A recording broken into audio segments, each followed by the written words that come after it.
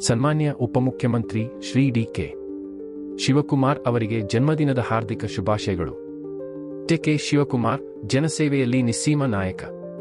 ಕರ್ನಾಟಕದ ರಾಜಕಾರಣದಲ್ಲಿ ತಮ್ಮ ಪ್ರಬಲ ನಾಯಕತ್ವ, ಸಂಘಟನಾ ಸಾಮರ್ಥ್ಯ ಮತ್ತು ಜನಸೇವೆಯ ತತ್ವಗಳಿಂದ ಜನಮನ ಗೆದ್ದ ವಿಶಿಷ್ಟ ವ್ಯಕ್ತಿತ್ವ, ಶ್ರಮ, ದೃಢಸಂಕಲ್ಪ ಮತ್ತು ಅಭಿವೃದ್ಧಿ ದೃಷ್ಟಿಯ ಮೂಲಕ ರಾಜ್ಯ ರಾಜಕಾರಣದಲ್ಲಿ ಮಹತ್ವದ ಸ್ಥಾನ ಪಡೆದಿರುವ ನಾಯಕರು. ಡೊನಾಲ್ಡ್ ಟ್ರಂಪ್ ಅಮೆರಿಕದ ಕೊನೆಯ ಅಧ್ಯಕ್ಷ.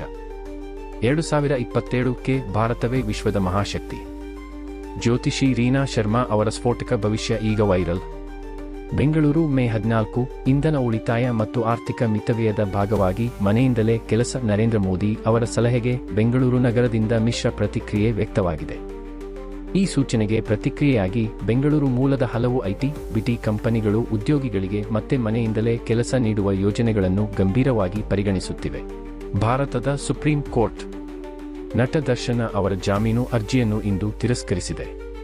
ರೇಣುಕಾಸ್ವಾಮಿ ಹತ್ಯೆ ಪ್ರಕರಣದಲ್ಲಿ ದರ್ಶನ ಸೇರಿದಂತೆ ಹಲವರಿಗೆ ವಿರುದ್ಧ ಗಂಭೀರ ಆರೋಪಗಳಿರುವ ಹಿನ್ನೆಲೆಯಲ್ಲಿ ಅಗ್ರ ನ್ಯಾಯಾಲಯವು ಜಾಮೀನು ನೀಡಲು ನಿರಾಕರಿಸಿದೆ.